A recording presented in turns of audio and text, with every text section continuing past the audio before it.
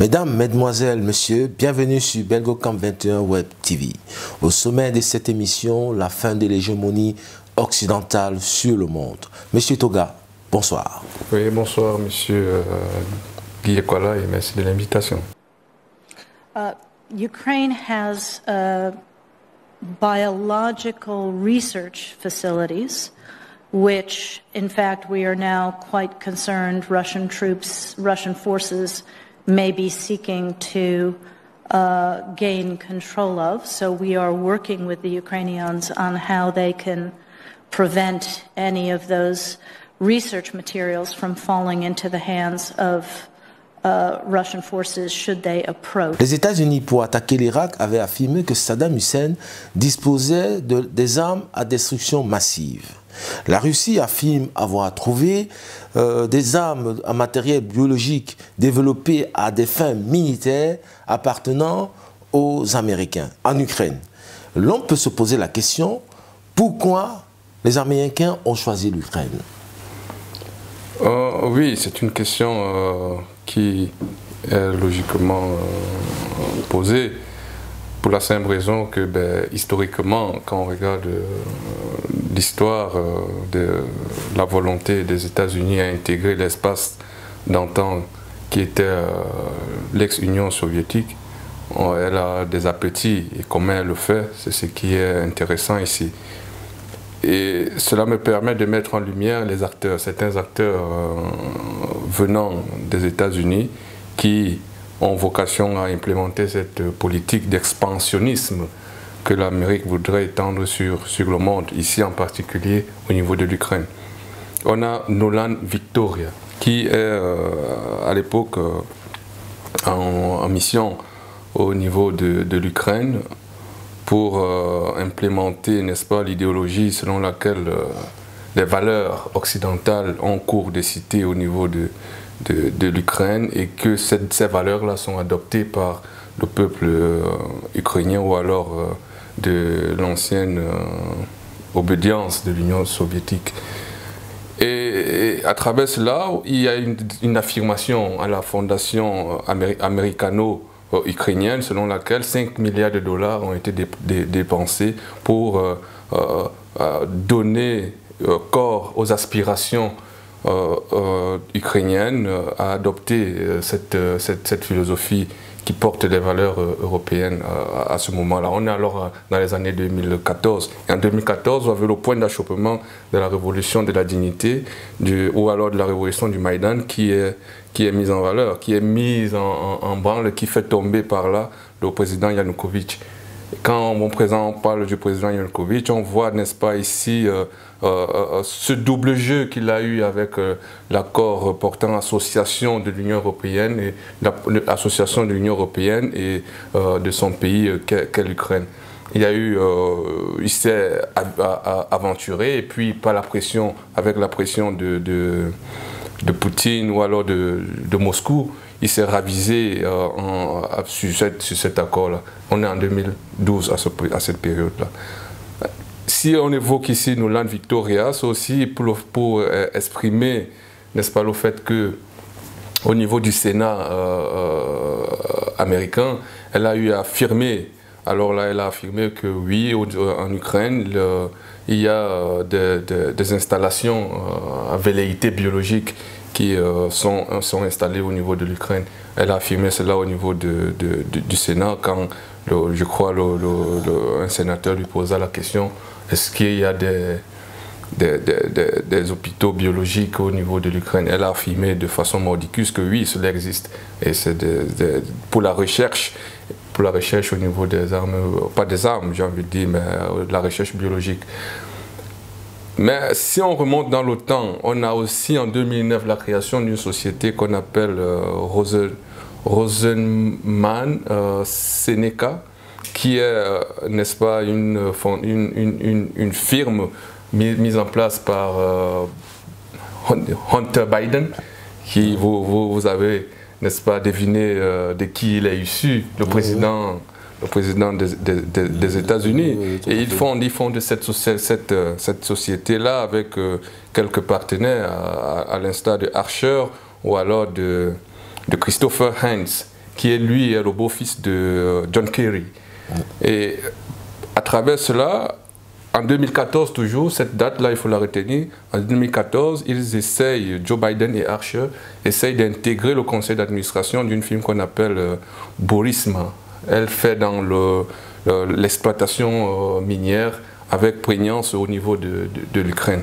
Et en 2014, il y a aussi une divergence d'opinion au niveau du partenariat qui lie Hunter Biden et Christopher Heinz, pour la simple raison que Christopher Heinz estime que en allant vers cette direction-là, c'est-à-dire s'associer avec Burisma, il y a un risque de réputation qui pèserait sur leur association. Donc il y a un clivage à ce niveau-là qui est né, et d'où l'implication même de la société de Hunter Biden dans le financement j'ai pas envie d'aller vite en besoin en disant armes bactériologiques ou bien biologiques, oui. Mais il y a eu un certain financement dans ce sens-là au niveau de l'Ukraine qui a été fait par Hunter Biden et au niveau de la Burisma. Maintenant, là on n'est pas encore dans le qualificatif qu'on pourrait apporter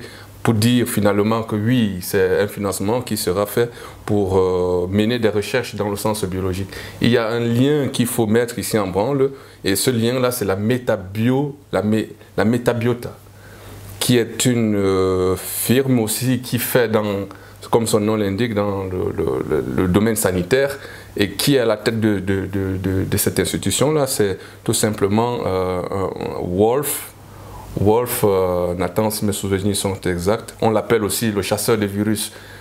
Et quand vous faites ce lien-là, vous comprenez que oui, à ce moment-là, il est fort plausible d'affirmer avec beaucoup de véhémence que les États-Unis, par une extrapolation de ces implémentations au niveau économique dans le développement des affaires, essaye de financer certaines activités qu'on qualifierait de néfastes pour la paix ou alors pour la construction d'une certaine harmonie des peuples.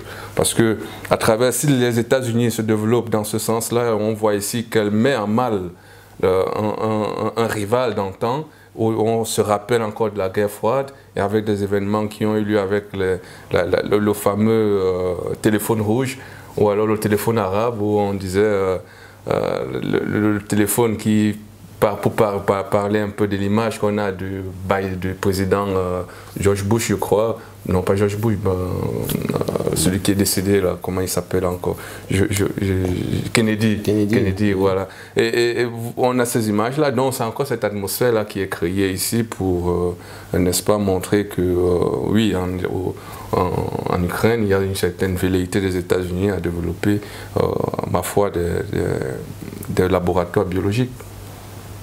Et ce n'est pas que là, pour vous dire l'extension que cette philosophie-là a, il y a aussi l'envie de développer ces laboratoires là, au Cameroun, en Éthiopie, dans d'autres pays. Mais tous ces laboratoires qui ont été développés en Europe, est-ce que l'Union européenne n'avait pas connaissance effective de ce qui se déroulait dans ces territoires ukrainiens? Ben, si moi, par exemple, je suis au courant, il est fort, cela relèverait d'une aberration que de croire qu'ils n'étaient pas au courant. C'est juste qu'ils ont fait fi de ne pas informer l'opinion sur cette question-là. Pour aujourd'hui, ma foi, ils étaient au courant, et si à travers quelques petites recherches que j'ai eu à faire, je suis tombé sur ces informations-là, ils étaient au courant puisqu'ils sont à la source, à la source de l'information dans ce domaine-là. Voyez-vous,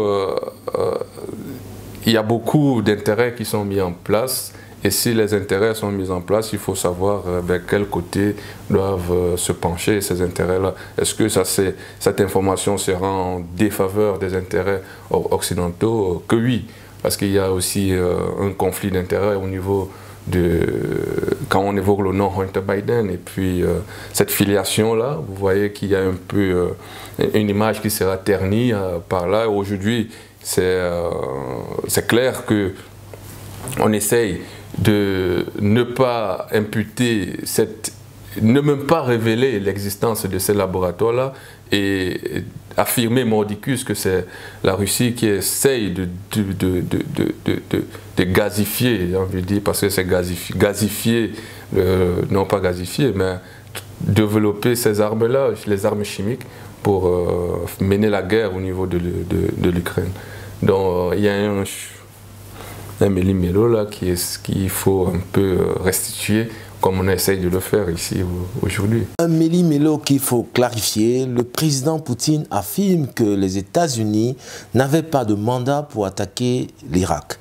Et rappelle que la France n'avait pas soutenu cette attaque.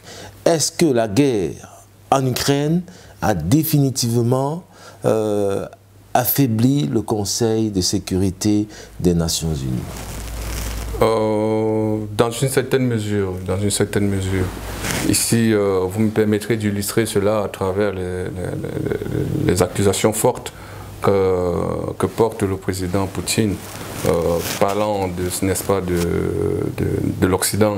Il dit c'est l'empire du mensonge. Et quand je le dis, je fais référence encore là à votre question, quand les États-Unis ou alors la communauté internationale est allée bombarder la Libye, c'était fait sur la base d'un simple mensonge que Kadhafi tue son propre peuple. À travers il commet des crimes contre l'humanité. Et au niveau de l'ONU, là c'est l'extrapolation même du mensonge, ou alors le mensonge dans son essence et dans sa genèse même. Vous avez le général Powell qui a de façon ingénieuse vendu la guerre à la communauté internationale et au reste du monde, tout simplement en faisant croire que Saddam Hussein utilise les armes chimiques, pour tuer son peuple. Et donc, ici, vous avez les États-Unis ou alors la communauté internationale qui se déploie dans ces pays-là en tant que protecteur et garante d'une certaine civilisation qui voudrait que les dictateurs ne doivent plus exister dans ce monde. C'est donc ce genre qui, ma foi, est porté au niveau de l'humanité. C'est cela qui est au centre même de la politique étrangère occidentale, qui voudrait ne plus voir les dictateurs à la tête des États. Mais Poutine, en déclarant cela, est-ce qu'il faut aussi entrer dans un monde qui commet les actes que les autres ont eu à commettre pour justifier son action présente? J'ai envie de condamner ici l'acte que le président Poutine a eu à faire en voulant justifier, n'est-ce pas, la situation qui est aujourd'hui en Ukraine pour montrer, n'est-ce pas, les velléités expansionnistes des États-Unis qui, en ce moment-là, l'utilisent pour justifier son action au niveau de l'Ukraine. C'est un peu un raccourci qui, ma foi, n'a pas lieu d'être mis en avant.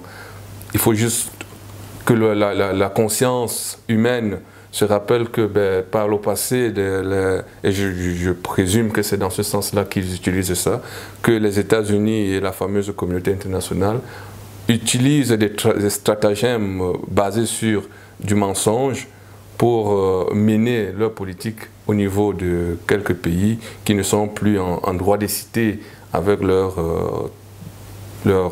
modus operandi. Et c'est en cela que je vois un peu, j'analyse un peu cette déclaration du président Poutine, qui, ma foi, ne doit pas utiliser cela aussi pour justifier ses actes au niveau de l'Ukraine.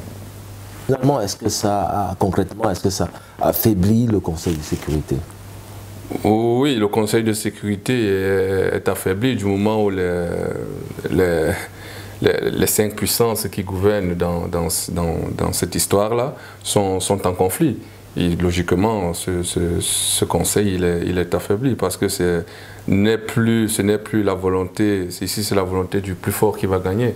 Et vous avez les gens qui ont le droit de veto, à l'instar de la Russie et de la Chine qui s'abstient, des États-Unis qui font tambour battant sur les autres pays membres permanents du Conseil de sécurité pour voter en faveur, on a parlé de ça la dernière fois, pour voter en faveur ou en défaveur de l'action de la Russie au niveau de l'Ukraine. Donc il y a une pression qui se répercute même en dehors de cette instance-là pour, n'est-ce pas, le Conseil de sécurité, c'est d'abord quoi? C'est juste, d'abord, constater que la paix est menacée, qu'il y a effectivement une guerre qui se passe dans un territoire et elle donne certaines résolutions en résolution de restauration de la paix. Mais dans la majeure partie des événements qui ont eu lieu dans le monde, ou alors ce Conseil de sécurité y a eu à siéger, on a la Libye, en 2000, je ne sais plus combien, elle a voté une résolution qui, ma foi, n'a pas été respectée de fond en comble par cette communauté qui a sollicité son conseil. On a Sarkozy qui a bombardé, sans même attendre que la résolution soit sortie. Il a bombardé et la résolution est venue après. On a en Libye, chez Saddam Hussein là-bas, donc ce Conseil de sécurité est tiraillé en fonction des intérêts que chaque pays a. Et ma foi ne remplit plus les aspirations profondes qui ont ramené les pays à l'intérieur de ce conseil-là. C'est pourquoi il faut, ma foi, refonder complètement cette histoire pour que l'égalité tant prônée au niveau international soit aussi respectée à l'intérieur de ce sommet-là.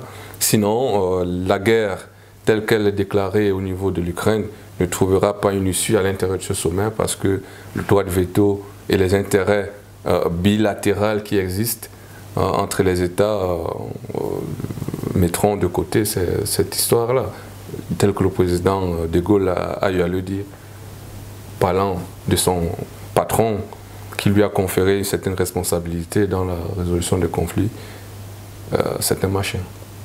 Le président Poutine ne doit pas s'appuyer forcément sur cela pour envahir l'Ukraine. Les peuples aspirent à la paix.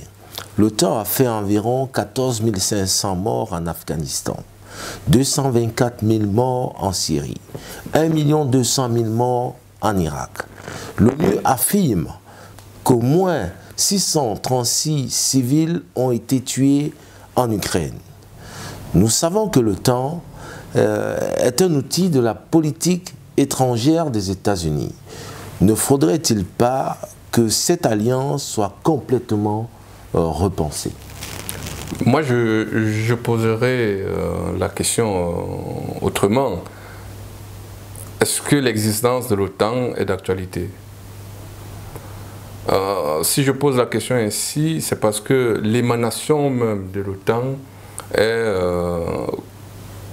si on la place dans une certaine périodicité, on va voir que c'est pendant les années 49 qu'elle voit le jour, ou alors à ces années-là. Et il y a son pendant qui est né. Il y a son pendant qui est né, tel que le pacte de Varsovie. Et cependant-là, il y a eu un contexte qui a marqué l'existence de ces structures-là. Ce contexte, c'était la guerre froide en Occident. Et pourquoi la guerre froide? Parce que chacun essayait ici de magnifier ou alors de préserver ses intérêts et de de sauvegarder une certaine influence que ils ont dans différents États. Cela se faisait de différentes manières au niveau de ces institutions-là. Vous avez les États-Unis qui, en Occident, avec les figures de proue telles que la France et l'Allemagne, l'Allemagne d'antan parce qu'ils étaient divisés. Et le pacte de Varsovie même vient en fait parce que l'Allemagne de l'Est ou de l'Ouest, je ne sais plus trop, intègre l'OTAN alors. C'est là où le pacte de Varsovie estime que sur un contrat non pas écrit, on avait estimé que les pays de l'ex-URSS ne devraient pas intégrer l'OTAN. Vous avez l'Allemagne, de cette partie de l'Allemagne, là je n'ai plus le souvenir en tête, qui intègre l'OTAN. Vous avez la Pologne qui intègre l'OTAN. Et c'est en ce moment-là que la Russie se sent, l'ex-URSS se sent menacée et crée donc le pacte de Varsovie qui vient pour contrebalancer les velléités offensives de l'OTAN. Quand cela est né, la guerre froide éclate. C'est donc maintenant un jeu d'influence avec les services de renseignement, KGB, CIA, qui se mettent en branle pour insuffler une certaine volonté dans les peuples, attirer les espions. Il y a tout ça qui est né. Vous avez le colonel Kuklinski qui, à cette période-là, vend les informations aux Amériques, qui chapeautent à ce moment-là l'OTAN pour, n'est-ce pas, faire une désescalade dans les conflits. Et Kuklinski vend les informations. Pourquoi? Parce qu'à la base, il est polonais et la Pologne intègre déjà l'OTAN, mais il a les informations selon lesquelles son pays sera attaqué. Et donc, il vend ces informations-là pour préserver une certaine paix dans son pays. Et donc, est-ce que l'OTAN est d'actualité? Moi, j'ai envie de dire, si on va dans le passé, la disparition même du pacte de Varsovie après la destruction du mur de Berlin impose, n'est-ce pas, met une vacuité dans l'existence de l'OTAN qui, ma foi, son existence est illégale à l'heure que nous parlons. Parce que si on veut la paix, il y a une certaine posture d'homme civilisé. Là, maintenant, il faut être un homme civilisé pour aspirer à la paix. Si on se réfère à ce que disait Thomas Hobbes, l'homme est un loup pour l'homme. L'OTAN agit aujourd'hui en tant qu'expansionniste. C'est un loup pour la paix, c'est un loup pour l'existence des communautés, c'est un loup pour l'existence même des États qui ne pensent pas comme elles. Et donc, il y a lieu ici de se poser la question si l'OTAN doit exister à l'heure où nous parlons. Parce que à réfléchir aux différentes questions que vous avez eu à me poser, c'est la base même des conflits.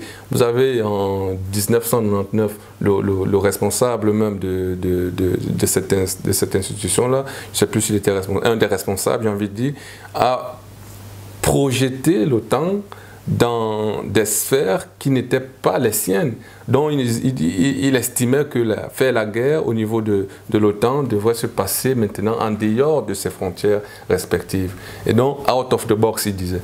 Et donc, vous voyez ici qu'il y a une pensée avilissante des autres qui, ma foi, est compliquée pour que on intègre l'OTAN comme institution qui procure la paix. Et la volonté même de l'OTAN à remplacer l'institution qu'est l'ONU, l'Organisation des Nations Unies, est propice à réflexion pour se demander si aujourd'hui, est-ce que l'ONU a échoué pour que l'OTAN vienne la remplacer.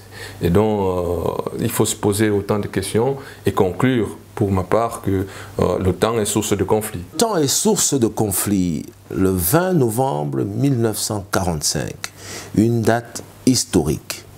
Le procès de Nuremberg, qui avait pour but d'éliminer des guerres en Europe et préserver la culture européenne.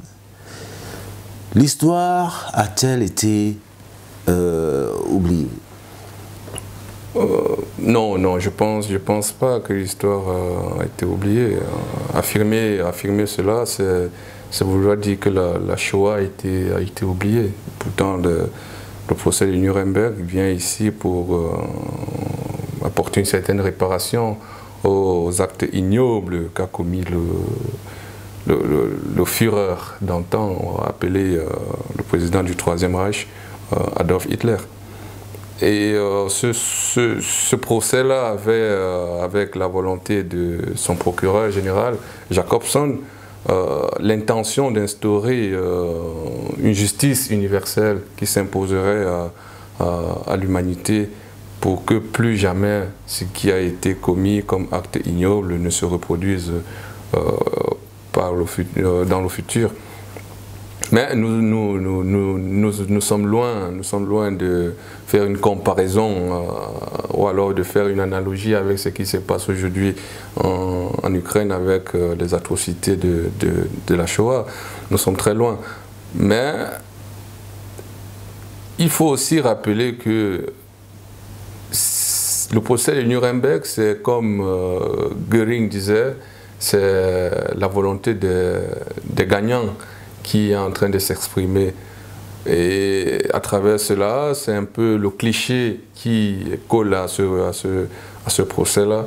Et donc, même toutes les institutions qui vont naître bien après, vous avez la CPI, la CIJ et toutes ces institutions-là, c'est un peu le cliché qui est mis en avant pour diminuer la compétence même de la Cour, ou alors les résolutions, ou alors les condamnations qu'elle donne pour imposer sa volonté. Maintenant, quant à dire que le procès de Nuremberg a été oublié, non, je ne pense pas. Il faut juste dire que les hommes ont oublié le pourquoi le procès de Nuremberg a eu lieu. Ou alors les dirigeants d'alors, depuis maintenant j'ai envie de dire, ont oublié le pourquoi le procès de Nuremberg a eu lieu. Et c'est ici qu'il faut encore mettre en avant les ambitions des institutions qui existent dans le monde. Par exemple, l'OTAN, tel qu'on en parlait il y a quelques minutes, quelles sont ses visées dans le monde? Pourquoi tant de besoins à vouloir assujettir les autres idéologies qui existent dans le monde? Pourquoi toujours ramener les peuples à une seule vocation idéologique telle que se soumettre, j'ai envie de dire, au bon vouloir de ce que l'OTAN dispatche comme valeur universelle dans le monde? C'est Kant qui disait, comme en tant que maxime catégorique, la maxime de ton action doit être érigée en règle universelle, jamais simplement comme un moyen, mais toujours et en même temps comme une fin. Est-ce que les actions de l'OTAN sont constitutives de prendre en compte les aspirations des autres, non pas comme un moyen, mais comme une fin? Si on prend alors maintenant ces actions-là comme une fin, vous allez voir que la prise en considération même des aspirations de l'autre prend maintenant du sens pour la création d'une harmonie des peuples. Et c'est à ce moment-là que vous voyez que l'OTAN existe non pas pour une harmonie, mais pour la préservation de l'identité culturelle occidentale.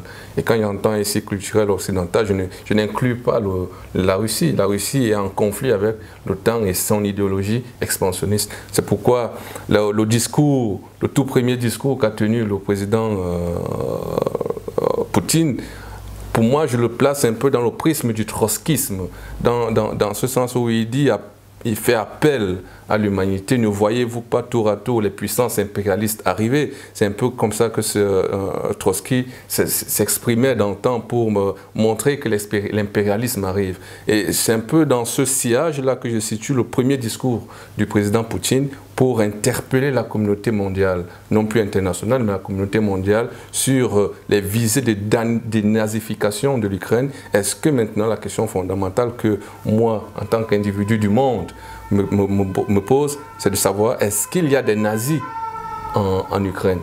Donc je vais creuser dans ce sens-là. Et bien, je découvris l'existence des nazis en Ukraine. Ma foi, il y a le groupe Azov, que c'est reconnu de tous maintenant que c'est un groupe nazi. Qu'il faille, ma foi, si la communauté internationale avait encore un peu de jugeote, mettre les pieds dans le plat pour aider le président Poutine à dénazifier c'est qui doit être dénazifié. C'est pourquoi le procès de Nuremberg, ma foi, a été quelque peu oublié. Le procès de Nuremberg a quelque part été oublié. La Cour internationale de justice ordonne à la Russie de suspendre son intervention en Ukraine. Est-ce qu'elle en a les moyens ou la légitimité? Oui, au regard de ses compétences, on peut dire qu'elle en a les moyens et la légitimité. L'une de ses compétences, c'est de connaître des conflits qui existent entre les États. Et en Ukraine, il y a un conflit entre l'Ukraine et la Russie. Et donc, l'introduction d'une certaine plainte au niveau de cette cour par l'Ukraine, j'ai envie de dire, est fondée. C'est pourquoi elle a rendu un verdict sous plusieurs aspects, dont celui que vous évoquez maintenant, le retrait des forces russes sur le territoire ukrainien. Et ces résolutions, ou alors ce verdict est obligatoire et n'a pas de recours à faire. Donc c'est imposable. Mais maintenant, comment imposer une superpuissance qui jouit des prérogatives que lui confère sa superpuissance, dont ses capacités militaires à imposer même sa volonté au niveau de l'Ukraine, parce que ici la Russie est en train d'imposer sa volonté de dénazifier, j'ai envie de dire, l'Ukraine. Et c'est le discours que ce pays tient par rapport à son concept d'opération militaire spéciale au niveau de l'Ukraine. Vous voyez ici, il y a un jeu, j'ai envie de dire, communicationnel qui est fait. Maintenant, si la Cour prend connaissance de ce conflit et donne une position telle qu'elle l'a fait, oui, elle est fondée, elle est compétente à connaître de ces actes-là, parce que ça rentre dans ses prérogatives ou alors ses compétences, comme je disais par le passé. Les Russes ont réagi aux sanctions. Le président Vladimir Poutine a signé un décret pour nationaliser les entreprises européennes en Russie. Est-ce que c'était un mauvais calcul de la part des Européens? Vous avez un discours qui tend à se développer au niveau de la médiasphère occidentale. C'est celle de dire que la guerre est claire, que le président Poutine a supposé entamer au niveau de l'Ukraine a échoué. En réponse à ce discours, j'ai envie de dire, les sanctions éclairent que l'Union ou alors la communauté internationale a pris pour mener maintenant ici une guerre économique éclair à la Russie, a connu non pas le succès attendu. C'est pourquoi aujourd'hui les répliques que fait le président Poutine en nationalisant les entreprises qui affirment mordicus et tambour battant qu'eux ils ne sont plus là pour pactiser ou alors travailler sur le territoire russe, il faut actionner certains leviers au niveau de la Russie pour faire tourner l'économie. Et c'est en cela que, oui, ils ont voulu asphyxier économiquement la Russie, et en prenant ces actions-là, de façon à ce que les actions prises produisent des effets à court terme, mais ce qui, ma foi, n'est pas véritablement le cas. Et c'est pourquoi aujourd'hui, je crois qu'il y a une rencontre des ministres au niveau de l'Union européenne qui essayent de voir comment attaquer maintenant la Russie au niveau où ça va faire le plus mal, c'est-à-dire le gaz. Et ils se questionnent comment rationaliser leur consommation de cette énergie-là pour mieux faire mal économiquement maintenant à Poutine, parce que maintenant ils ont pris leurs sanctions, mais le gros il paye toujours à Poutine son dû. S'il ne paye pas, Poutine coupe la livraison. Donc, et qui va en pâtir facilement à ce qui va se passer par la suite, c'est la population européenne. Et donc ici ils sont un peu pris dans un étau sur lequel ils ont cru et que, ma foi, que au niveau de la Russie, ça va paniquer dans tous les sens pour ameuter ici le peuple russe pour que celui-là vienne en aide à aux aspirations de la communauté internationale à mettre fin à ce qui se passe au niveau de l'Ukraine. Et donc les sanctions, ma foi, n'ont pas une suite logique, mais plutôt un échec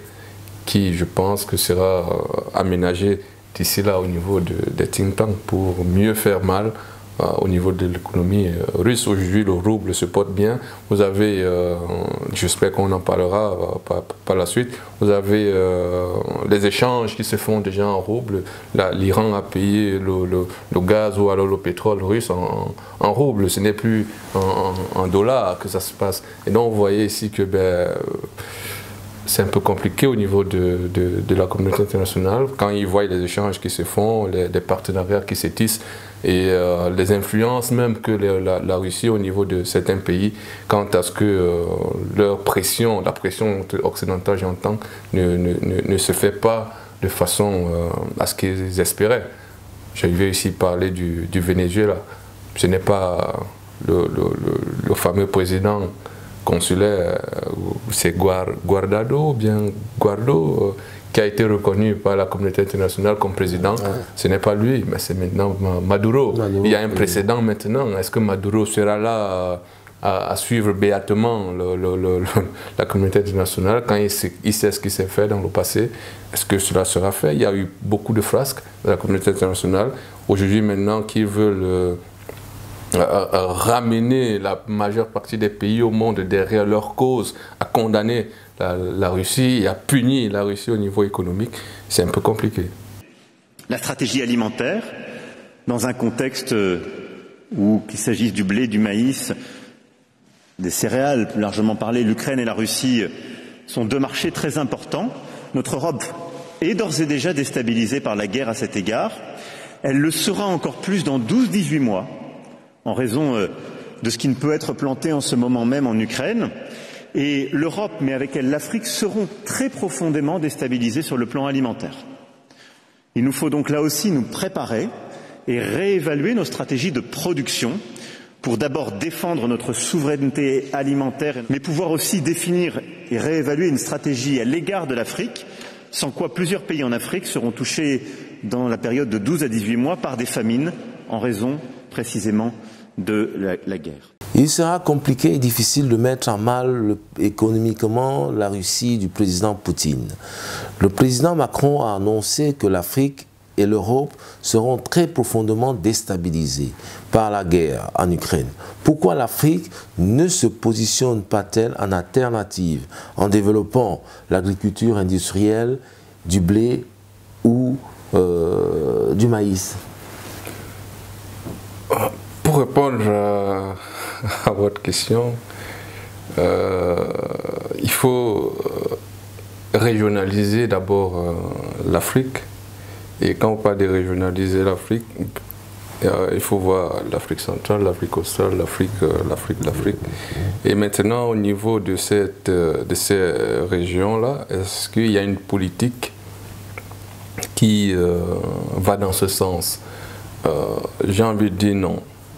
Et maintenant, ajouter à cela, vous avez 14 pays qui utilisent une monnaie nazie, il faut préciser ça, une monnaie nazie qui ne permet pas de penser au développement. Comment faire alors pour se positionner en alternative quand vous avez autant de freins à votre capacité à faire émerger une certaine culture qui sera nationale?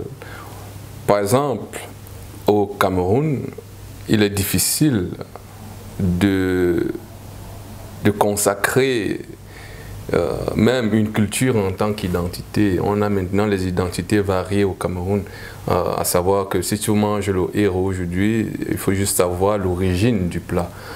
Mais son acceptation dans différentes sphères du pays est compliquée parce que sa production même est médiocre, elle est encore rudimentaire.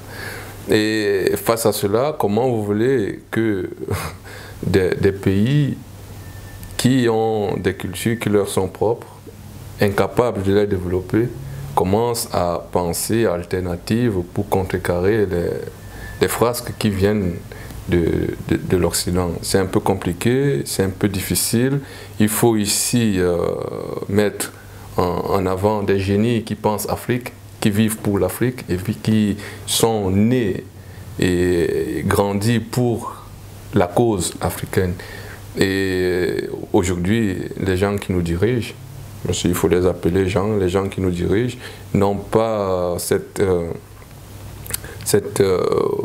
volonté manifeste à porter l'Afrique à ce niveau-là. Et ici, j'ai écrit un papier, un moment, dans ce qui me servait d'étude. J'ai écrit un papier sur la philosophie que Kant a développée sur le devoir de volonté. Pour moi, la volonté, elle est duale. Il y a une volonté positive, il y a une volonté négative. Et ici, la volonté, c'est un peu en cela, je trouve un peu la limite au niveau des travaux d'Emmanuel Kant, quand il parle de la morale du devoir. Et il met en avant la volonté de bien faire. Mais la volonté, elle est duale, à mon sens. Et il y a une volonté négative, comme je disais. La volonté négative, c'est de faire des choses pour que les choses ne se fassent pas. Donc, j'agis pour que l'action qui me permet d'évoluer ne me permet pas d'aller dans ce sens-là. C'est pour régresser ou alors faire un statu quo. Et en Afrique, c'est ce qui se passe le plus souvent, c'est ce qui a cours et c'est ce qui se fait par beaucoup d'acteurs au niveau de l'Afrique. Donc, on a une volonté négative qui est hissée comment dirais-je, en chose la mieux partagée. Pourtant, la volonté positive, alors, elle est niée, elle est remise au calendrier grec, celle qui permet à l'Occident, par exemple, de se développer. Parce que l'Occident pense positif et pense en termes de prochaine génération. Il pense en termes que l'action que je pose aujourd'hui, c'est pourquoi Zahir Tintan qui pense que en 2100, où est-ce qu'on sera? Quelle est l'action que je peux poser maintenant qui me permettrait en 2100 d'être à ce niveau? Mais au niveau de l'Afrique, sur la pyramide de Maslow, on est encore à se demander si on arrivera à manger. C'est pourquoi il y a cette ambiguïté quant à accepter la volonté positive ou alors la volonté négative, mais on a une propension à se déverser tous sur la volonté négative, j'ai envie de dire. Au nord du Cameroun, nous avons des cultures comme le blé, comme le mil, qui sont déjà cultivées au Cameroun, mais en quantité traditionnelle. On pourrait étendre cette culture en quantité, en méthode industrielle. A contrario, vous avez le riz qui est cultivé au Cameroun par les Chinois, mais en ce moment-là en industriel. Pourquoi le Cameroun n'adopte pas des méthodes qui pourraient permettre à certaines coopératives agricoles camerounaises de pouvoir s'étendre en industriel? C'est une bonne question qui permet de se projeter, mais factuellement, j'ai envie de dire non, on réfléchit encore à notre place. Et on réfléchit encore à notre place et on nous impose des orientations qui ne nous sont pas propices. Si aujourd'hui on avait la capacité de développer une pensée économique, on n'en serait pas là. Aujourd'hui, les programmes sont faits sur la base d'une validation de programmes agricoles au niveau du FMI. Oui, on va vous financer ça. Oui, vous pouvez acheter tel matériel. Oui, le quoi améliorer là est possible de le faire chez vous. Donc, même les recherches scientifiques faites au niveau de l'Afrique sont validées d'abord par les experts de la Banque mondiale ou alors je ne sais pas moi, de quelle structure qui a vocation à financer cela. Et donc, c'est compliqué aujourd'hui de dire que oui, on va se lever comme des braves hommes et aller développer une activité qui, ma foi, est bénéfique en soi pour le pays. Il faut des hommes forts. C'est pourquoi je parle de volonté positive et de volonté négative. Si on est porté par la volonté positive, on va braver les limites ou alors les freins que le FMI ou la Banque mondiale imposerait à une telle activité. On va se mettre en cohésion ou alors même au niveau de la région du Nord.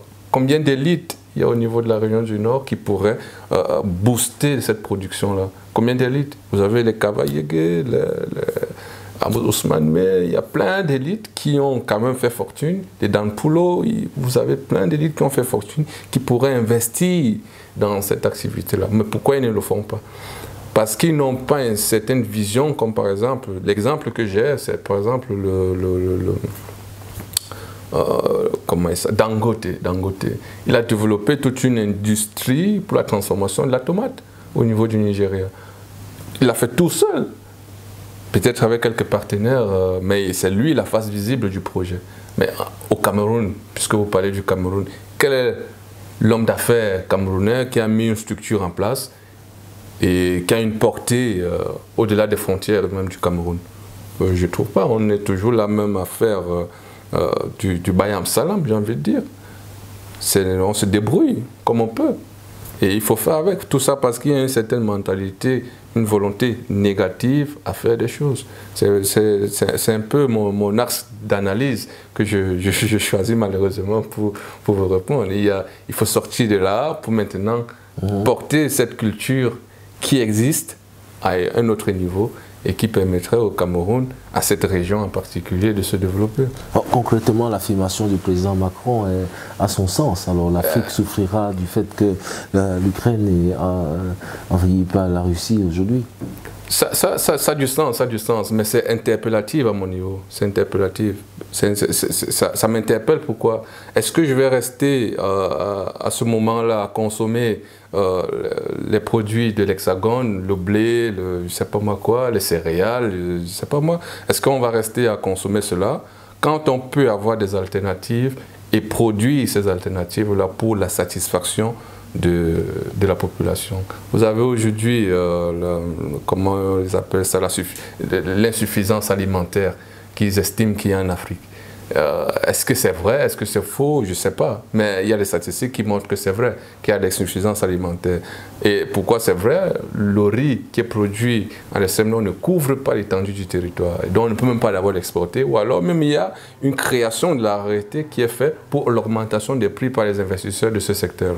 Et donc vous voyez une volonté négative même à tuer le secteur d'activité. Et donc Macron, le président français, il est fondé à affirmer cela parce qu'il connaît la mentalité africaine ou alors l'esprit qui anime l'Africain à toujours s'exporter pour satisfaire ses besoins. Ses besoins sont externes, ses besoins ne sont pas satisfaits en fonction de ce qu'il vit comme réalité ou en fonction de ce qu'il aimerait vivre par la suite. Et donc il se prépare à atteindre cela. Et donc oui, il est fondé, il ne faut pas nier cela. Si on le nie, c'est un peu de vouloir faire de la fine bouche, ou alors, n'est-ce pas, faire une analyse, j'ai envie de dire, qui tense seulement les tares et les avatars de l'Occident sur nos comportements. Non, nous sommes responsables de ce qui est de notre réalité et il faille, ma foi, que l'on se réveille et qu'on booste ce qui est boostable avec une volonté positive. Nous sommes sans doute en train de vivre la fin de l'hégémonie occidentale sur le monde. Nous nous étions habitués à un ordre international qui, depuis le XVIIIe siècle, reposait sur une hégémonie occidentale.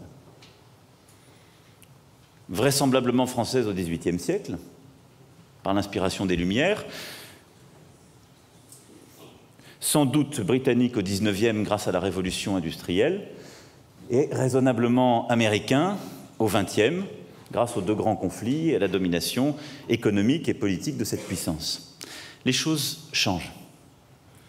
Et elles sont profondément bousculées par les erreurs des Occidentaux,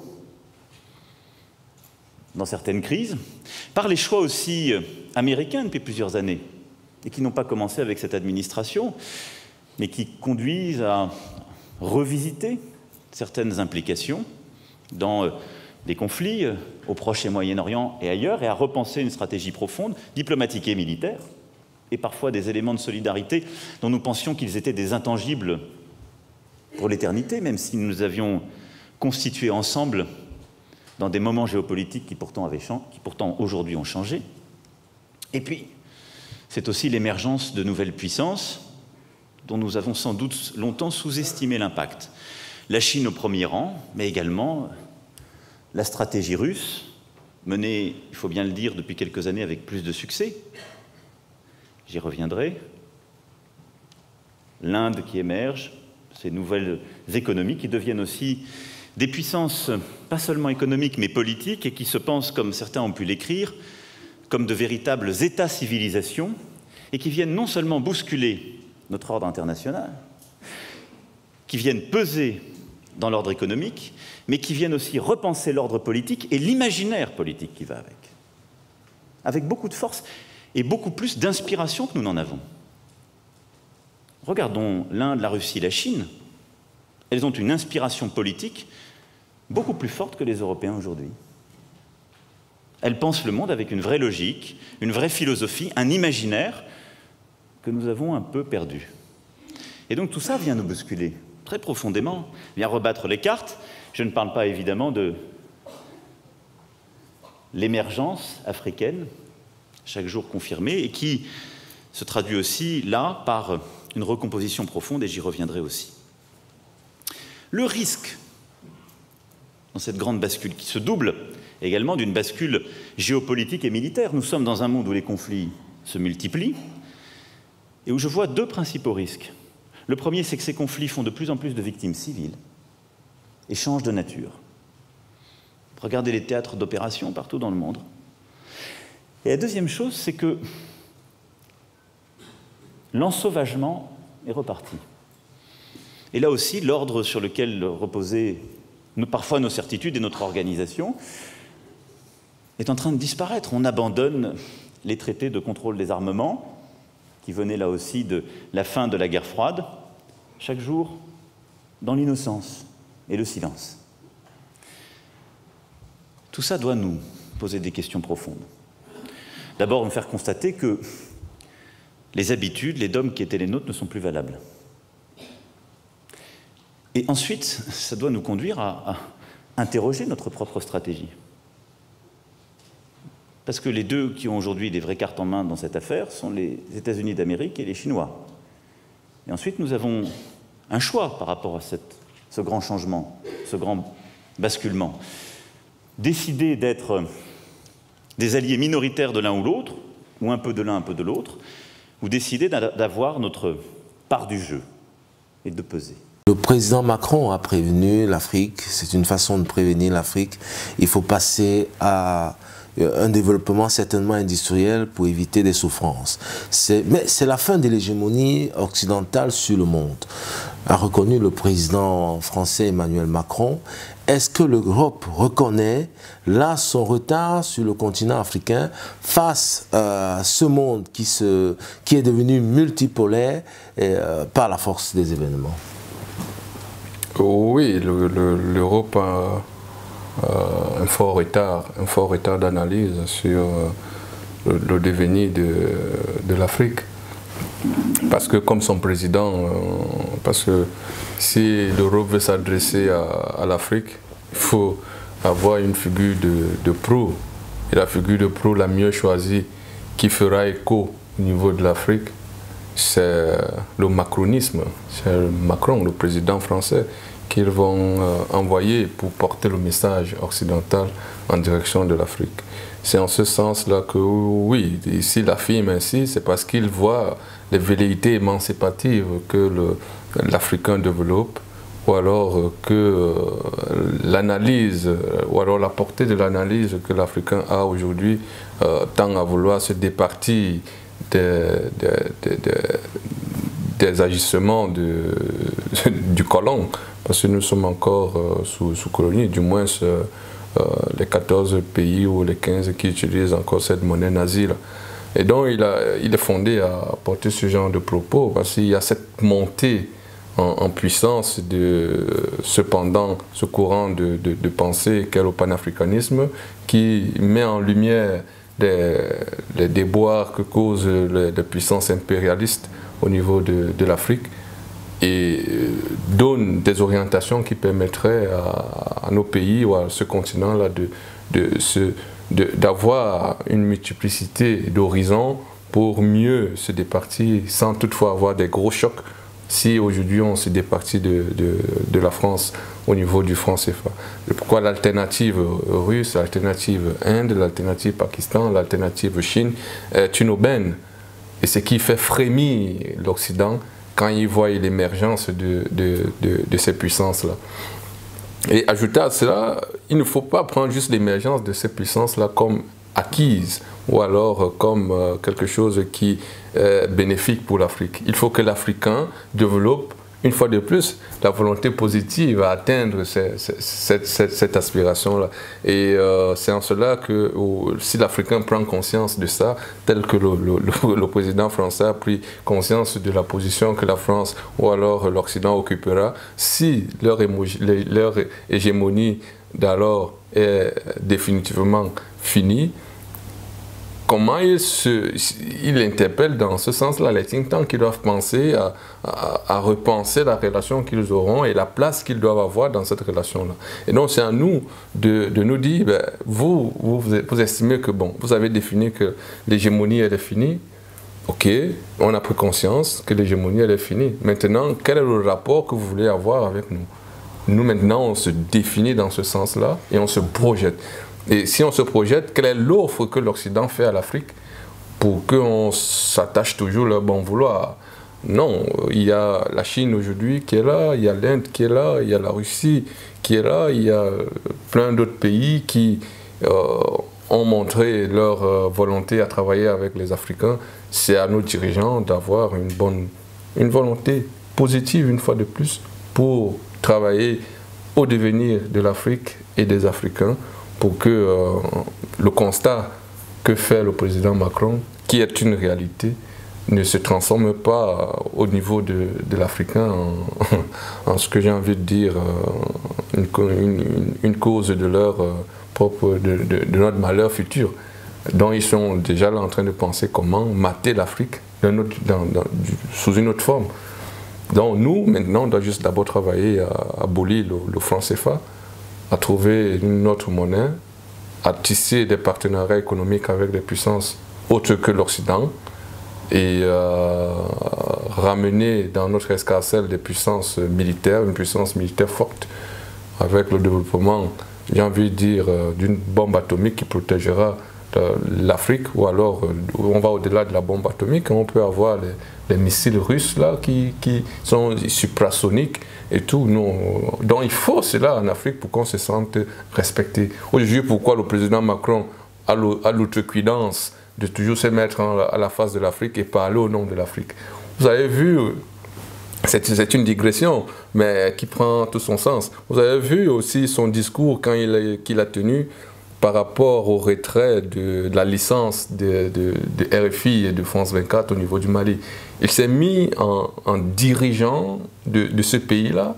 Il dit la junte n'a pas respecté les valeurs du Mali, les valeurs, je ne sais pas moi de quoi là, mais comment vous voulez qu'un président français sache mieux que les Maliens les valeurs qui leur sont propres?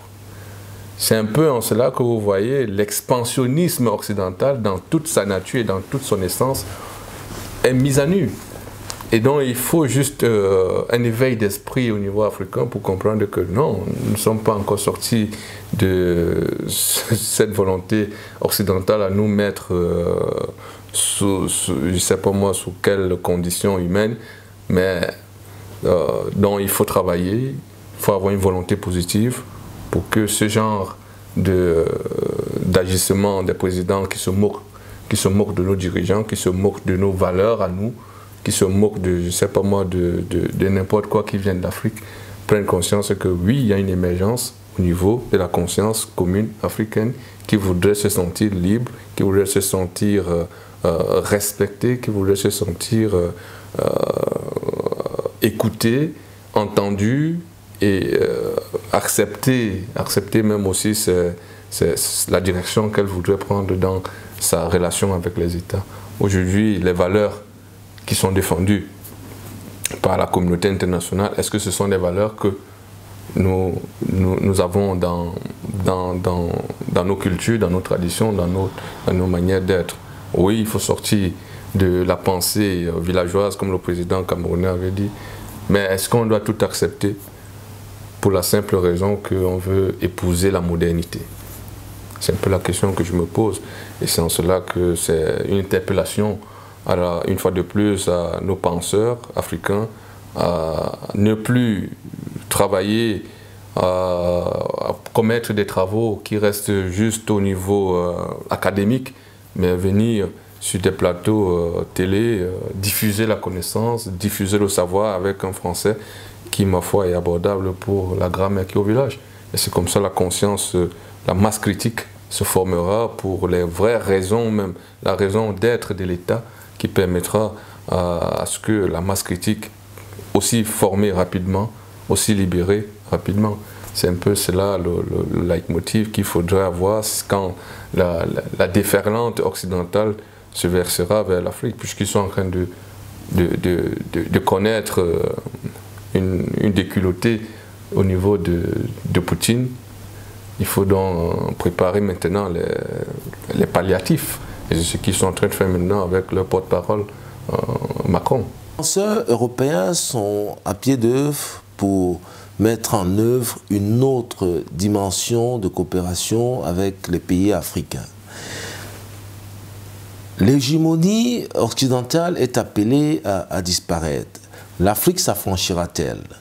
L'Afrique est-elle pro-Poutine? Je prendrai d'abord la première question. Est-ce que l'Afrique s'affranchira de l'hégémonie occidentale? Comme je l'ai dit dans mon développement précédent, cela relève de la conscience individuelle de tout un chacun, cela relève aussi de la volonté du pays à s'affranchir s'il se sent ligoté ou alors sous hégémonie, et s'il se sent sous dominance. Et quand on est sous dominance, on cherche sa liberté. C'est ce que nous apprend les moments d'esclavage, mais avec deux manières de le faire. Il y a une liberté de l'esclavagisé qui veut la rupture totale avec le colon, le maître, et il y a aussi le maître des maisons qui veut rester dans la maison, à suivre le patron, le maître, en se sentant libre. Parce que s'il se départit du maître, il se sent esselé, il se sent, je ne sais pas moi dans quelles conditions, qui pour lui n'est pas propice à son émergence ou alors à son émancipation. Donc c'est à nous de choisir dans quelle direction on voudrait se placer, mais la communication oriente le choix que nous devons faire par la suite. C'est pourquoi l'Occident aujourd'hui fait tambour battant sur l'orientation que nous devons avoir, parce qu'elle construit nos préceptes, elle construit notre pensée, elle construit notre manière de faire, elle construit notre future manière d'agir avec le simple fait qu'elle utilise la communication. Et quelle est la langue qu'on utilise facilement? Dans 15-14 pays, on a le français.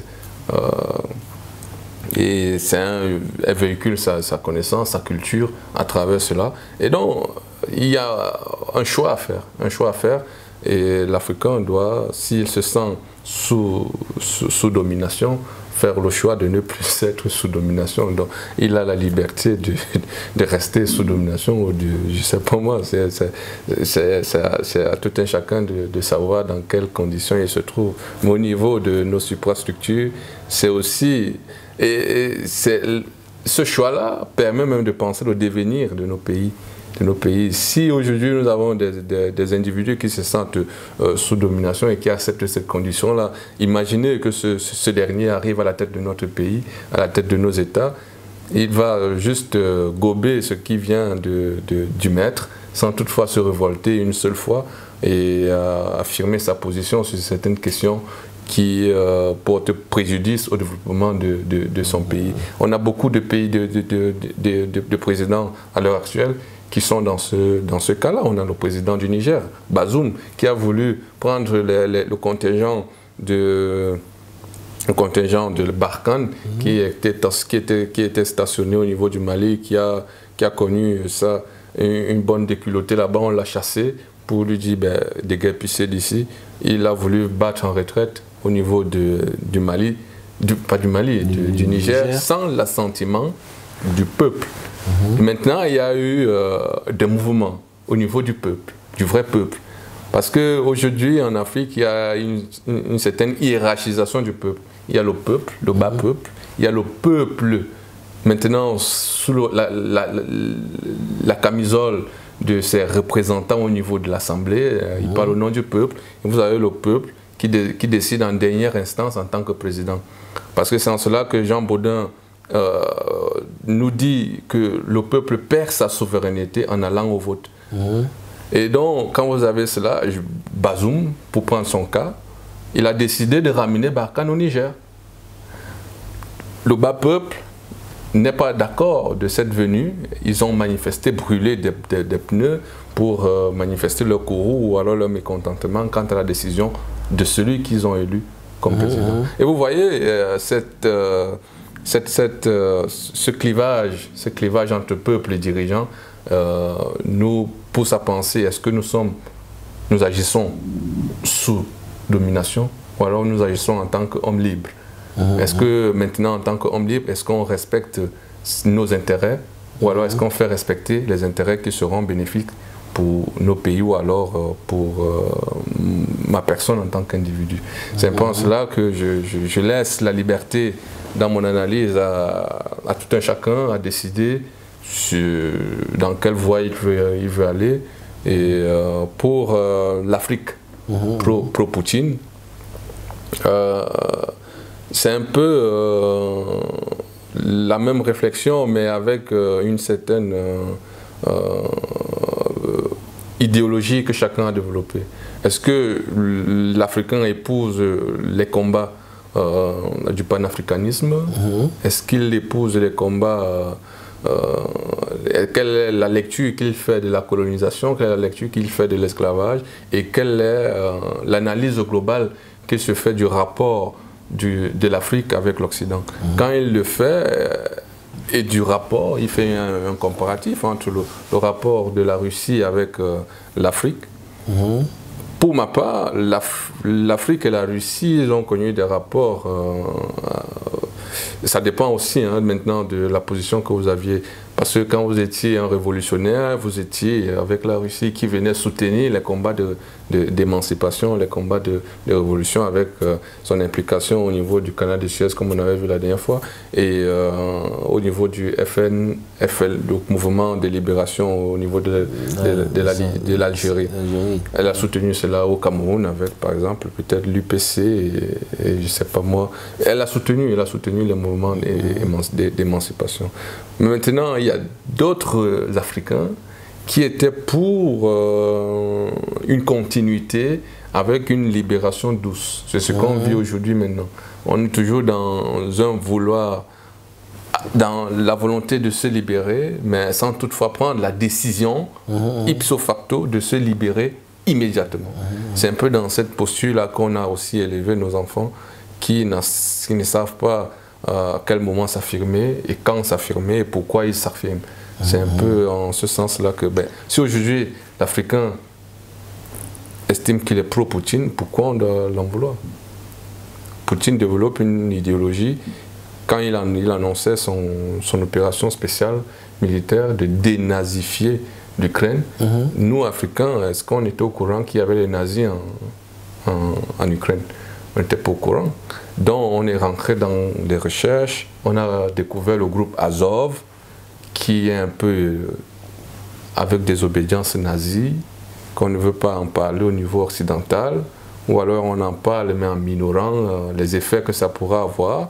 Et c'est comme on a parlé du procès de Nuremberg, c'est un peu un oubli dans ce cas-là de ce qu'a été vraiment la portée que voulait le procès de Nuremberg. Et donc, si aujourd'hui on est pro-Poutine, est-ce qu'il faut s'en vanter? Non, mais c'est sur un choix qui se base sur une certaine liberté et un mot fort qui est cher à l'Occident. Donc on est libre de choisir le camp qu'on veut. On ne doit pas être traîné comme une chèvre qui doit aller brouter ou le maître a dit que c'est ici que tu vas brouter aujourd'hui. La liberté de penser, très chère à l'Occident.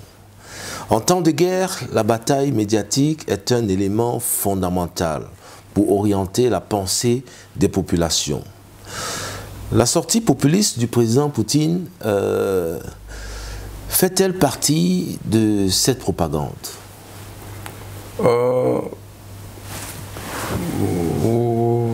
Oui, en quelque sorte, D'abord, pour moi, j'ai commis un papier avec pour titre du désaccord au conflit, comment les médias racontent la guerre entre l'Ukraine et la Russie.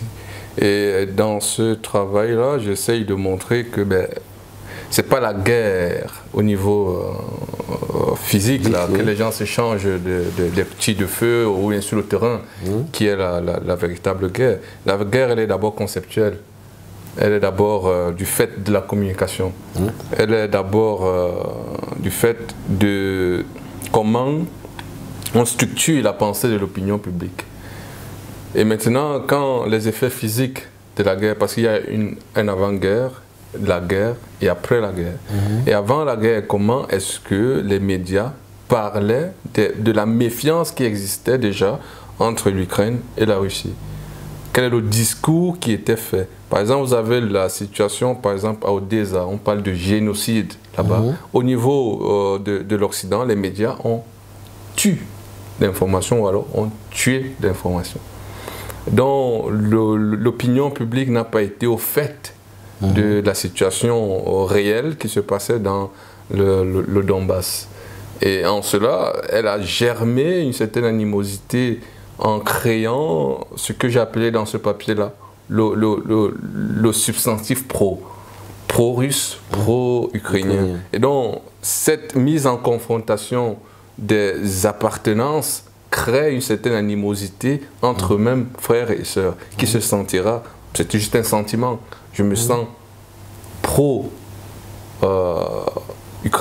ou pro-russe. Et maintenant, une bataille idéologique qui naît sur la base d'un sentiment, c'est juste un sentiment, on se sent pro, qui reflète une certaine idéologie. Et maintenant, les médias ont porté ce discours-là pour raconter, selon eux, ce qui se passait sur le terrain, ou alors ce qui se disait sur le terrain. Mais est-ce que la construction des camps dans les relations au sein même d'une communauté est propice à créer une atmosphère de paix? J'ai envie de dire non. La conséquence logique, aujourd'hui, on a la guerre qui se passe en Ukraine.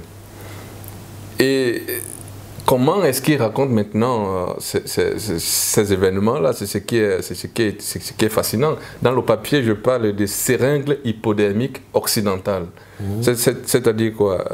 Pour les communicants, ou alors ceux qui ont essayé d'étudier la communication, ils pensent directement à la théorie de Laswell, qui estime que y a la structure, ou alors la superstructure qui produit l'information, projette cela dans les médias, et tout ce que nous avons à faire, c'est de consommer l'information. Et c'est ce qui se passe maintenant avec la manière que l'Occident raconte ce conflit, et pour la simple raison que si c'est ce que Adolf Hitler, dans son livre Mein Kampf, a essayé de dire pourquoi il a perdu la guerre. Il dit, si vous n'arrivez pas à intégrer votre philosophie ou alors votre idéologie dans le camp adverse, vous avez perdu la guerre. Et c'est en cela que les Anglais ont réussi à intégrer leur discours dans le camp d'Adolf Hitler pour diminuer, n'est-ce pas, l'acceptation même du nazisme au niveau de l'Allemagne. Et vous avez ce discours-là aujourd'hui en Occident. Pourquoi? Parce que vous avez cette crainte que l'Occident a eue et a coupé, n'est-ce pas, toute diffusion de Radio Sputnik, et de Russia Today au niveau de l'environnement occidental. Pourquoi? Pour le contrôle de l'information. Le contrôle de l'information. Et maintenant, la sortie de Poutine au niveau de la Crimée, c'est une date fondamentale. Et pourquoi il fait cela au niveau du rapprochement de ces peuples-là à une période historique qui reflète une certaine appartenance, une certaine harmonie entre soit la Russie ou alors les habitants de la Crimée, qui crée, n'est-ce pas, un patriotisme. Vous entendez le discours qu'il a créé, il a dit « ça fait longtemps on n'a pas connu une certaine osmose entre les peuples, une certaine fraternité qui existait dans le passé à l'existence de l'URSS. Ça fait longtemps on n'a pas combattu ensemble », il dit à ce meeting de propagande, on va dire, puisque c'est de la propagande. Et tout ça est fait, non pas avec des fusils, c'est avec le simple jeu communicationnel. Et aujourd'hui, c'est ce qui est un peu désolant dans ce métier qu'est la communication. On se prend aujourd'hui comme des militaires, nous sommes des militaires avec la parole. On essaye de travailler pour la préservation des intérêts, non pas pour la préservation de la vie. C'est un peu en cela que la communication est la première guerre qui est menée. Et en temps de guerre, la communication n'est pas faite comme en temps de paix. Et donc c'est pourquoi la sortie du président Poutine, c'est un peu pour galvaniser le bas peuple, se rapprocher, puisqu'il y a un discours ambiant qui tend à montrer qu'il est fou, il est sénile, il est, je ne sais pas moi, criminel de guerre, comme on a entendu avec le président Biden. Il se rapproche du peuple pour montrer qu'il est en communion, il est en osmose avec son peuple qui le soutient dans son opération militaire spéciale au niveau de l'Ukraine. Et il le répète, il le dit, c'est dans l'objectif de dénazifier. Et il n'a pas vocation, selon lui, à occuper l'Ukraine. Il est là pour une opération militaire spéciale. C'est ce qu'il dit, ce qu'il a raconté au niveau de cette cérémonie-là. Oui, c'est de la propagande. C'est simplement de la propagande. Comment mon message est perçu au niveau du camp adverse et comment mes idées sont perçues au niveau du camp adverse. C'est pourquoi il y a une réplique directement pour stopper cette communication-là et magnifier le camp que vous devez supporter au niveau de l'opinion publique. C'est le véritable enjeu de tout ce qui se trame dans ce qui se passe là. C'est pourquoi dans mon prochain papier, j'espère que je vais avoir le temps pour le faire, c'est de montrer avec des éléments factuels comment la télévision raconte le conflit au niveau occidental. Ça serait un peu fascinant de voir cela, mais c'est un peu la quintessence de ce qu'elle vient de dire que je vais travailler dessus. Jérusalem conseille à Kiev de se soumettre à Moscou.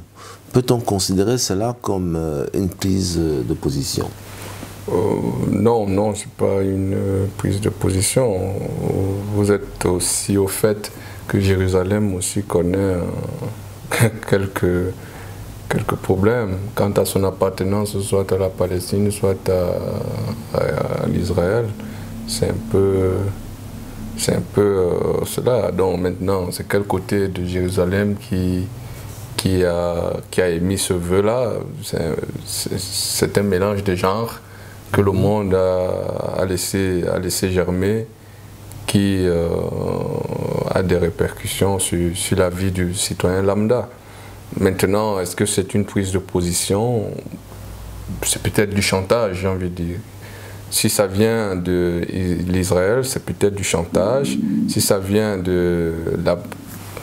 juste à côté, Palestine, c'est aussi sa volonté de montrer son rapprochement avec le président Poutine ou alors la Russie qui doit le défendre dans sa cause qu'elle milite au niveau des Nations Unies quant à sa reconnaissance en tant qu'État, ou alors il y a une cause là qu'ils sont en train de défendre. Et donc c'est un moyen de se positionner pour mieux vendre leur cause en fait. C'est un peu l'analyse que j'ai, et en fonction du camp, si ça vient d'Israël, c'est un moyen de chantage au niveau de son habituel allié, les États-Unis. Oui. Ouais, les États-Unis, l'OTAN, pour pousser un dossier chaud qu'ils ont actuellement, pour qu'ils se ravisent sur une certaine position qu'ils ont dans un certain dossier. Et donc, oui, de toutes les façons, c'est une position qu'ils prennent et puis pour, ma foi, avancer sur certains dossiers qu'ils ont entre les mains. C'est une opportunité, la guerre en Ukraine, c'est une opportunité qu'il faille tirer profit pour chaque État. Donc, ouais, ils ont posé un acte et maintenant, ça dépend maintenant au récepteur d'analyser le message. C'est ce qui est intéressant dans tout ce qui se passe là aujourd'hui. La guerre en Ukraine est une aubaine pour chaque État. Un monde multipolaire pointe à l'horizon. L'Union africaine, les ACP, les organisations sous-régionales ne devraient-elles pas être repensées? Oui, votre question a du sens. Maintenant, est-ce qu'il faudrait repenser les structures? Non, non. Les structures peuvent exister. Est-ce qu'il ne faudrait pas repenser le mode de fonctionnement des individus qui officient dans ces institutions-là? C'est là qu'est la véritable question. Et comme on a déjà parlé précédemment, j'ai envie de dire, quelle est l'orientation idéologique qu'ils ont, quel est leur rapport avec la métropole, comme on parlait dans les moments de colonisation, il faut un rapport avec la métropole, quelle est leur philosophie même de vie, de façon individuelle, et quel est le rapport qu'ils ont avec l'Afrique. Quand on pose toutes ces questions, on se rend compte que présentement, c'est une vision portée vers l'extérieur. Parce que si on regarde juste le fait que l'Union africaine est financée à, je crois, 70 ou 90% par l'Union européenne, qu'est-ce que vous voulez que cette institution produise en termes de pensée? Si ce n'est le recyclage de ce qui vient de l'Union européenne. Et donc, il y a un sursaut d'orgueil qu'il faut avoir. Il y a, ma foi, beaucoup de travail au niveau individuel pour porter le discours de l'Afrique dans son continent et en dehors de son continent, pour qu'on se sente respecté. Si vous voyez aujourd'hui, la majeure partie de ces dirigeants-là, ils font juste des conférences, n'ayant même pas au bout des doigts les réalités quotidiennes que vivent les États constitutifs même de ces régions ou alors de ces organisations-là. Et c'est en cela que nos penseurs, nos intellectuels ont fauté, peut-être pour la simple raison qu'ils ont des obédiences qui leur imposent une certaine ligne de conduite qui ne les pousse pas à penser Afrique en premier, mais à penser Afrique je sais pas, dans leur dossier qu'ils ont oublié, que quand ils feuillettent à la maison, il y a un dossier sur l'Afrique. Non, il y a le programme, l'Afrique 63, le truc de l'Union européenne, là, ça c'est une véritable chimère. Est-ce que maintenant, ils ont pris en compte les événements qui se passent en Russie ou alors en Ukraine aujourd'hui? Quel est l'impact que cela aura? Tout cela doit être pensé et divulgué auprès de la population. Le facteur majeur qui, ma foi, est dommageable pour nous, Africains, c'est qu'on n'utilise pas l'arme la plus facile à utiliser, qu'est la communication, pour informer l'opinion publique. Pourquoi? Parce qu'on a des détourneurs de fonds. Vous voyez, je prends juste le cas du Cameroun. Chaque ministère a un service de communication. Mais on ne sait pas ce que le ministère fait parce que le service de communication existant ne fait pas son travail. Pour la simple raison que c'est pour générer quoi? Générer les axes de corruption, les axes. Parce que l'information, c'est une marchandise.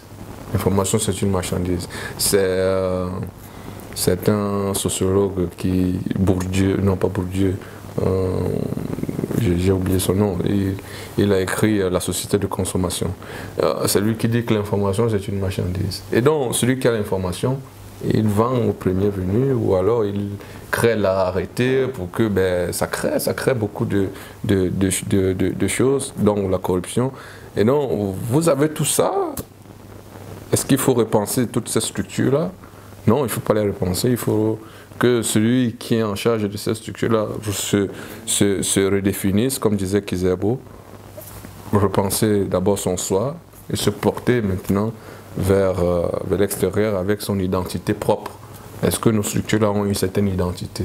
Et ce n'est pas la structure qui donne l'identité, c'est l'individu qui confère une identité à une structure. C'est pourquoi en communication, on dit qu'on travaille pour la construction d'une image de marque à une entreprise, à un produit.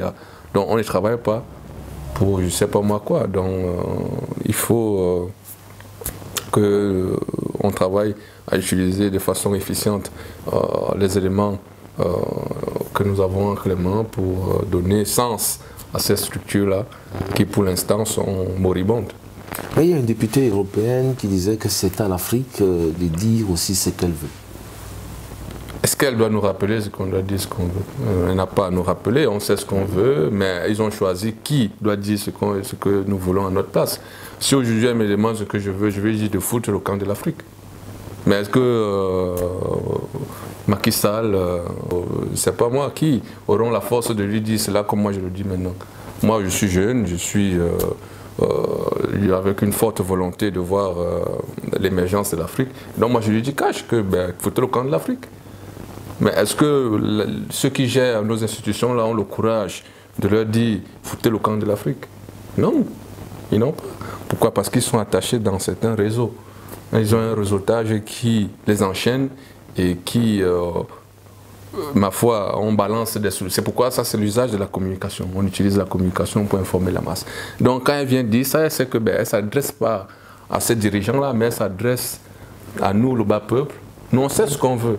Maintenant, quand on porte nos voix vers ce qu'on a élu ou alors admis comme dirigeants pour porter nos voix, ils se bifurquent. Ils prennent d'autres directions que nous, on ne comprend pas. Et c'est ce qui, ma foi, crée une certaine fissure entre les relations élite-masse au niveau de notre continent, parce qu'on n'a pas un bon usage de la communication. Et donc, son message, moi, je lui dis, foutez le camp de l'Afrique. Si vous le faites, vous avez rendu un véritable service au développement de notre continent. Ou alors, on va développer une certaine relation où on connaît nos intérêts et on essaye de les préserver de fort belle manière. Donc cette députée-là, elle a compris le message. J'espère que ça va passer dans ses oreilles pour comprendre qu'un Africain à qui elle a demandé de savoir ce qu'on veut et de savoir comment demander. Moi, je veux juste que vous foutez le camp de l'Afrique pour qu'on essaye de définir maintenant à l'avenir les relations qu'on pourrait avoir. L'Europe est un partenaire de l'Afrique. L'Europe est un partenaire de l'Afrique. Donc, c'est comme la relation père-fils. Est-ce qu'il y a partenariat là-bas? Non, c'est la relation d'autorité. L'Europe finance l'Union africaine à hauteur de, je ne sais pas moi, de 70, je l'ai dit, 70-80%. Quelle relation vous voulez qu'il existe entre ces deux institutions-là? Ces relations père-fils. Je te dis, ce sera comme ça. Mais bien qu'on dit qu'il y a bon, selon la conception occidentale, hein, bien qu'on dit qu'il y a une certaine harmonie, il ne faut pas mater les jeunes, mais toujours est-il qu'il y a une certaine autorité. L'enfant sait que l'autorité, c'est le parent.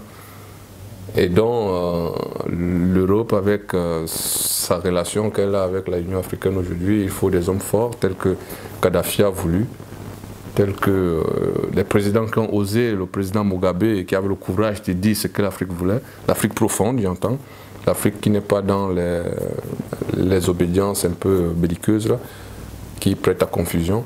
C'est un peu ce message-là que certains dirigeants ont eu apporté, mais qui ont été vite liquidés. Est-ce qu'aujourd'hui, on est encore venu nous rappeler qu'il faut nous dire ce que vous voulez? Non, c'est un discours qui est dépassé. Ils savent ce que nous voulons, ils savent ce qu'ils doivent faire pour que les conflits qui sont naissants ne se produisent pas. C'est pourquoi la prochaine, l'Union européenne, l'ONU qui aspire à mener la paix, je ne sais pas moi quoi, là, doit essayer de respecter ce qu'elle s'est dit ou alors les décisions qu'elle donne. Le président Macron a affirmé aussi que les temps ont changé. Ben, si les temps ont changé, ben, que lui-même il change. S'il estime que les temps sont passés et que nous sommes à une ère de construction d'une nouvelle relation avec l'Afrique, ben, moi en tant qu'Africain, je ne pense pas que les temps ont changé pour moi. Hein. Le franc CFA, je ne sais pas si elle a oublié, mais le franc CFA existe depuis la colonisation. Juste après que le nazisme a été éradiqué en France, De Gaulle a déporté ce système-là et l'a balancé en Afrique. Donc c'est la continuité du nazisme qu'on est en train de vivre. Est-ce que les temps ont alors changé, puisqu'il y a toujours l'existence du franc CFA? Je ne pense pas. Je crois dire la communication que ces dirigeants européens ont vis-à-vis de l'Afrique est une communication qui vise à créer un sentiment d'endormissement.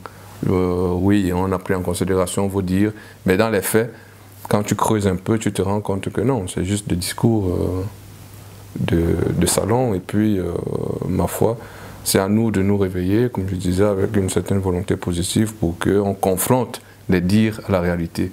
Et facilement, on va réussir. La guerre en Ukraine est une aubaine, est une opportunité pour des pays africains, les pays en voie de développement, pour pouvoir tisser de nouvelles relations.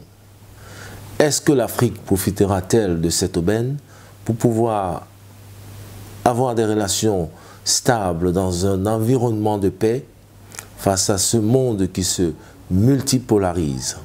Mesdames, Messieurs, merci de nous avoir suivis et espérons vous retrouver pour la prochaine émission. À très bientôt.